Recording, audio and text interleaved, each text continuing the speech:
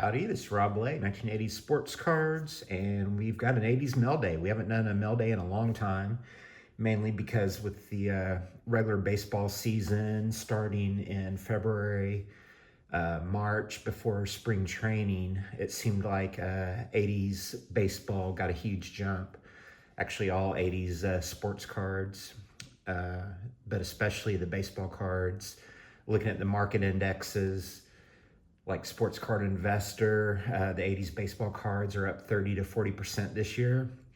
Luckily, I bought a lot of my PC cards before that April-March timeline, and after prices jumped up quite a bit into the regular baseball season, I kind of pulled back a little bit and I wasn't buying as much.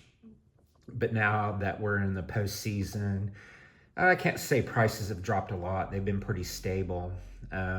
But I've been a lot pickier about what I buy, but I have been buying some cards lately, so I wanted to share that.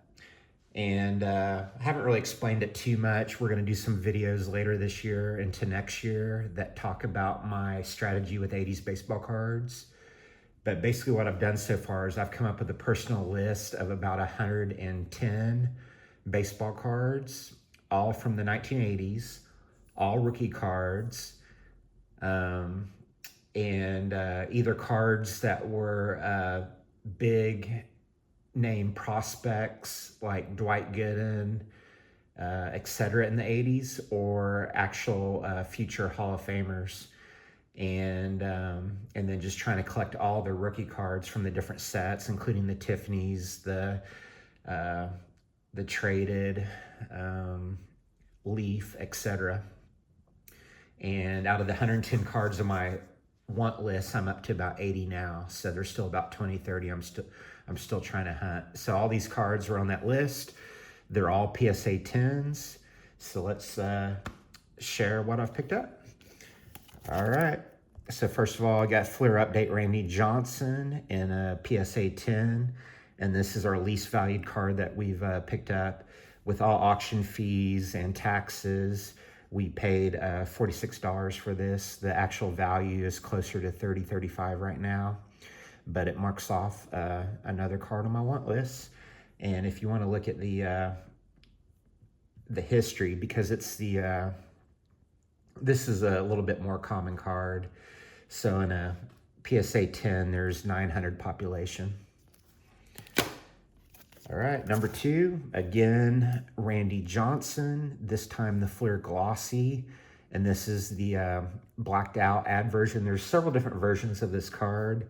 There's the marble ad, there's the partially blacked out, and this one is the completely blacked out. You can tell right here behind his head. And it is the Glossy with a little bit lower population count. So actually the population count on this one is only 136, and it's a little bit more valuable card. I paid $395 with all fees and taxes. So actually I think that came in a little bit below some of the other recent comps. And it is it's an older slab. It doesn't have the QR code. So I can pay $20 to get this re-slabbed into a new slab. But another card off my list. All right, number 3 up is Jose Canseco, the famous Topps traded card in a PSA 10.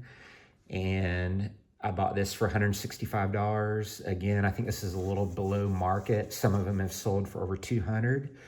But this is, you can tell here, this is the old PSA slab. So I'll definitely, being a $200 card, I'll pay the $20 and get it in the newest PSA slab.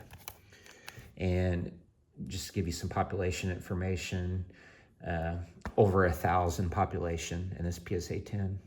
But I've sent several of these in to be graded, some that had similar eye appeal as this one, and they all came back like 8s, 9s. So again, common theme. It's just near impossible to get 80s cards graded a 10 anymore. So a lot of times you have to go back to these older slabs, and you can get them re-slabbed. But that's just the way it is. All right, so we got a semi-big one for the 80s sports cards, best for last.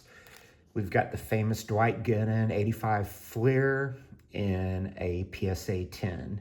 And this is a little bit more valuable card. I paid $790 for it. Some of the recent comps were about $650, $700, but I've lost some auctions lately, and I think I just got frustrated and finally just made sure I won this one to get it off the list. But man, when I collected in the mid 80s, this was probably one of the top dozen iconic cards, besides the the Gooden Donruss and the Gooden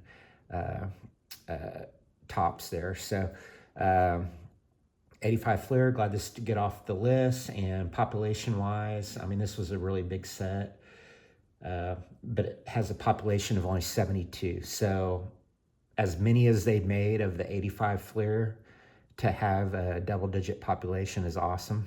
So I snapped this up. It's got the QR code, so we're dealing with a new slab as well.